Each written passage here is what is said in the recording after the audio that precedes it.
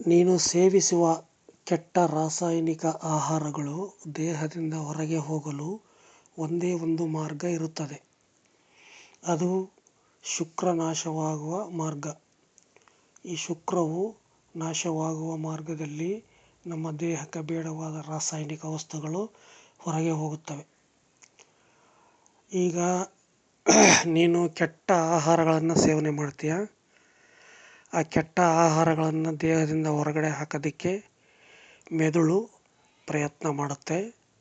ಆ ಪ್ರಯತ್ನದಲ್ಲಿ ನಿನ್ನ ದೇಹದಲ್ಲಿರ್ತಕ್ಕಂಥ ಬೇಡವಾದ ರಾಸಾಯನಿಕ ವಸ್ತುಗಳನ್ನು ಹೊರಗಡೆ ಹಾಕಲು ಪಂಚೇಂದ್ರಿಯಗಳಿಗೆ ಆಜ್ಞೆ ಮಾಡುತ್ತೆ.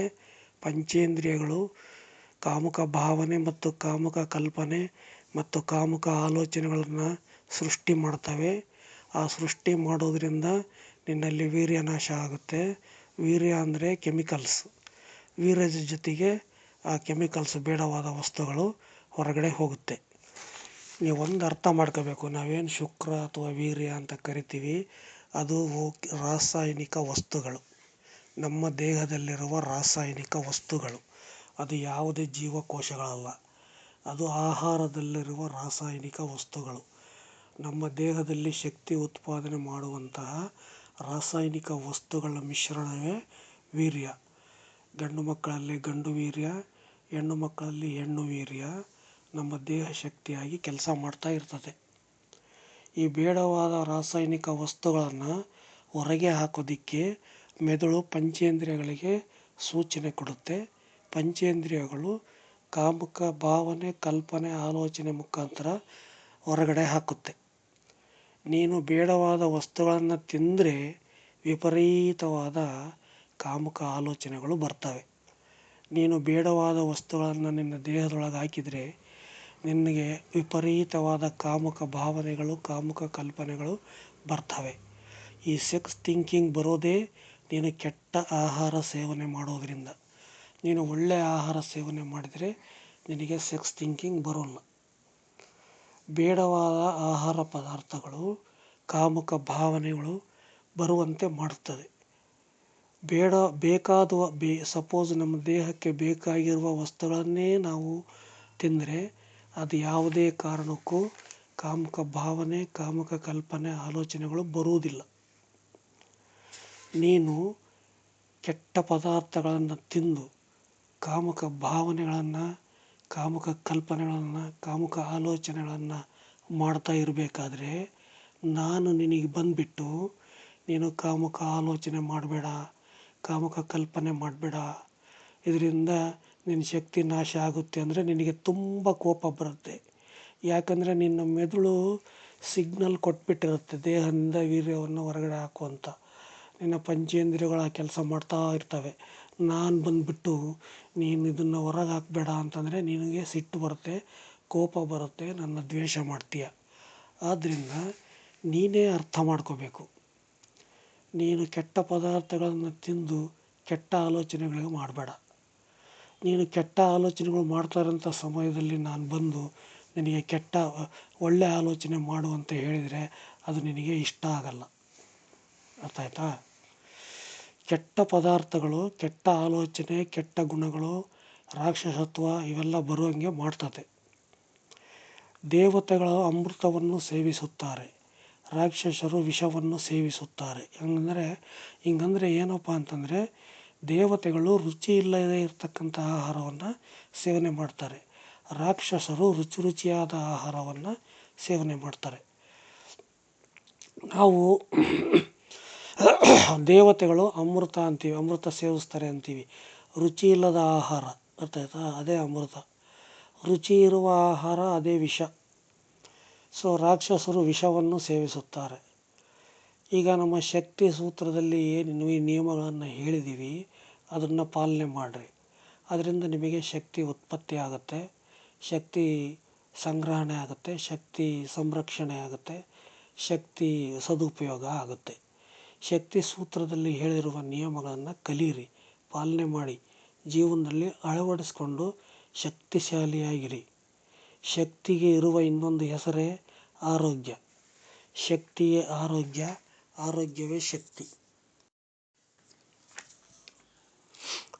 ಕಷ್ಟ ಬರುವುದು ಶಕ್ತಿ ನಾಶದಿಂದ, ನೋವು ಬೇಸರ ಇವೆಲ್ಲ ಬರುವುದು ಶಕ್ತಿ ನಾಶದಿಂದ.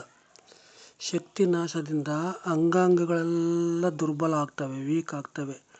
ಅದರಿಂದ ನಮಗೆ ಕಷ್ಟ, ನೋವು, ಬೇಸರ ಇವೆಲ್ಲ ಬರುತ್ತೆ. ಇವೆಲ್ಲ ನಿವಾರಣೆ ಆಗಬೇಕು ಅಂದರೆ ಶಕ್ತಿ ಉತ್ಪಾದನೆ ಮಾಡಿ ಶಕ್ತಿಯನ್ನು ಸಂರಕ್ಷಣೆ ಮಾಡಬೇಕು. ಯಾವಾಗಲೂ ನಗು, ಯಾವಾಗಲೂ ಸಂತೋಷವಾಗಿ ನೀನು ಇರಬೇಕು ಅಂದರೆ ನೀನು ಶಕ್ತಿ ಸಂರಕ್ಷಣೆಯಲ್ಲಿ ತೊಡಗಬೇಕು.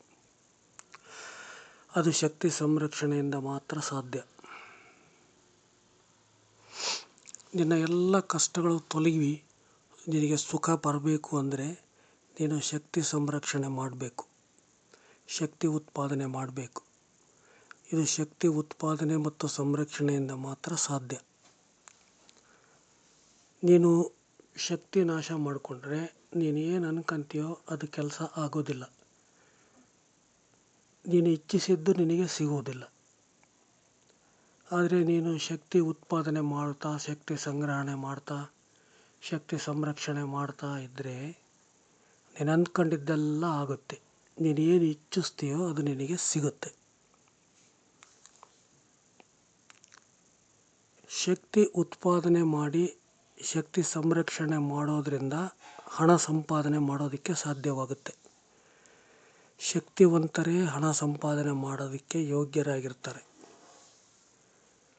ಶಕ್ತಿ ನಾಶ ಮಾಡಿಕೊಂಡು ನೀನು ಹಣ ಸಂಪಾದನೆ ಮಾಡೋದಕ್ಕಾಗೋದಿಲ್ಲ. ನಿನ್ನಲ್ಲಿರ್ತಕ್ಕಂಥ ಹಣ ಎಲ್ಲ ನಾಶ ಆಗುತ್ತೆ.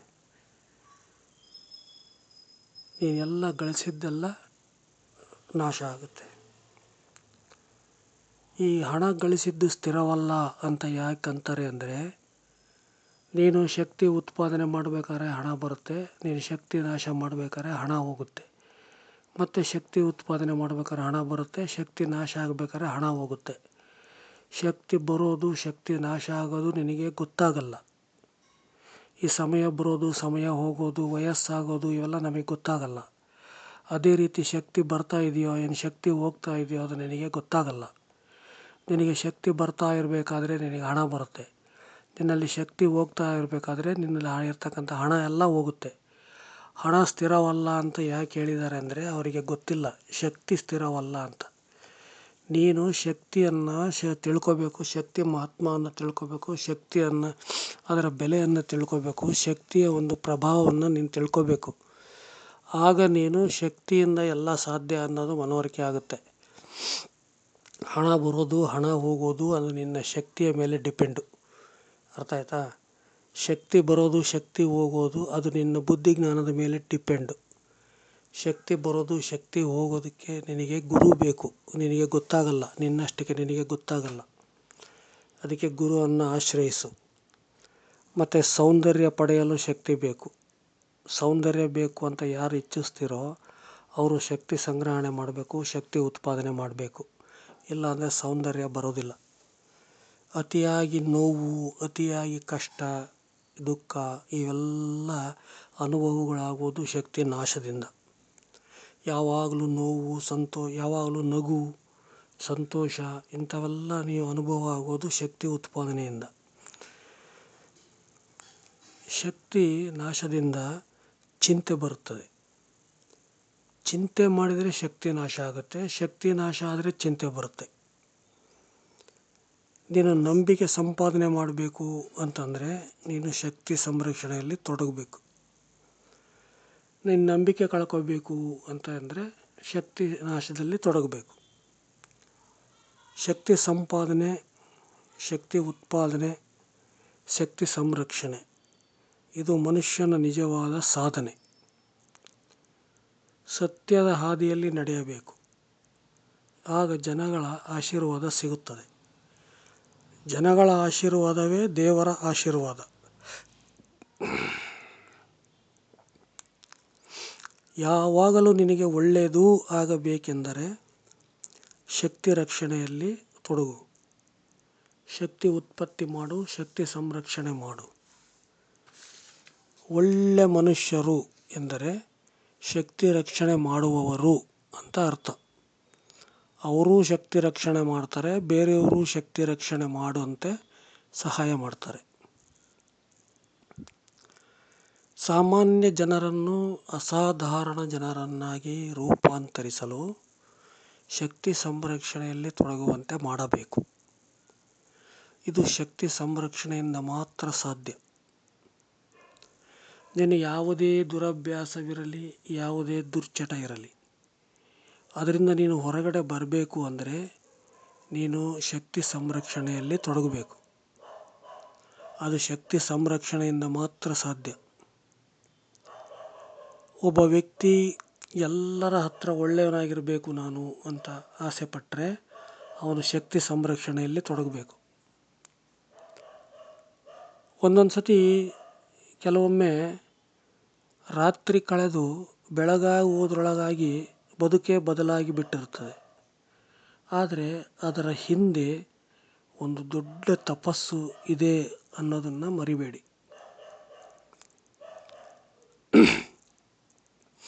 ಕರುಣೆ, ಪ್ರೀತಿ, ವಿಶ್ವಾಸ ಇವು ಶಕ್ತಿವಂತರಲ್ಲಿ ಮಾತ್ರ ಇರುವಂತಹ ಸದ್ಗುಣಗಳು.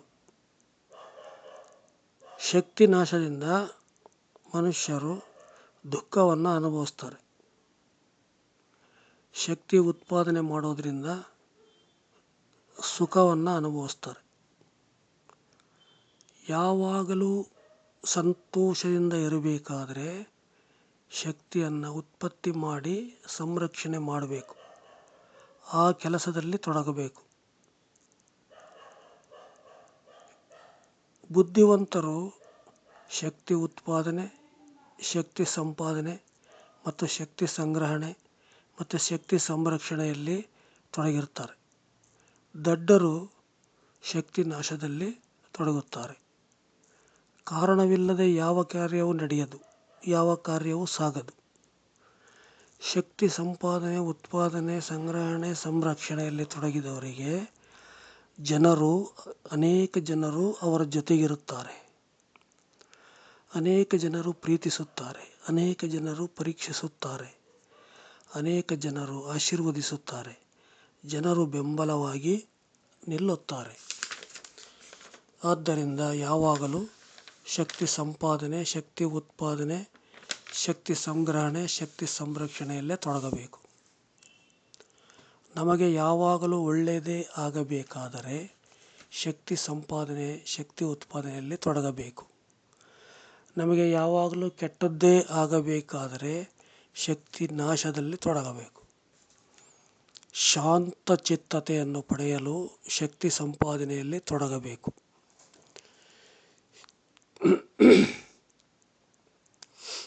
ಶಕ್ತಿ ಉತ್ಪತ್ತಿ ಮಾಡೋದರಿಂದ ಸಂತೋಷ ಹೆಚ್ಚಾಗುತ್ತದೆ. ಶಕ್ತಿ ನಾಶ ಮಾಡ್ಕೊಳ್ಳೋದ್ರಿಂದ ಕೋಪ ಹೆಚ್ಚಾಗುತ್ತದೆ. ಶಕ್ತಿ ನಾಶ ಮಾಡ್ಕೊಳ್ಳೋದ್ರಿಂದ ದುಃಖ ಹೆಚ್ಚಾಗ್ತದೆ. ತಾಕತ್ತು ಬರಬೇಕಾದರೆ ಶಕ್ತಿ ಉತ್ಪಾದನೆ ಮತ್ತು ಶಕ್ತಿ ಸಂರಕ್ಷಣೆ ಮಾಡಬೇಕು. ಶಕ್ತಿ ನಾಶದಿಂದ ವೈರಿಗಳು ಹೆಚ್ಚಾಗುತ್ತಾರೆ. ಶಕ್ತಿ ಸಂರಕ್ಷಣೆಯಿಂದ ಸ್ನೇಹಿತರು ಹೆಚ್ಚಾಗುತ್ತಾರೆ. ನಮ್ಮ ಜೀವನ, ನಮ್ಮ ವ್ಯಕ್ತಿತ್ವ, ನಮ್ಮ ನಡೆ ಶಕ್ತಿ ಸಂರಕ್ಷಣೆಯಲ್ಲಿ ತೊಡಗಿದೆ.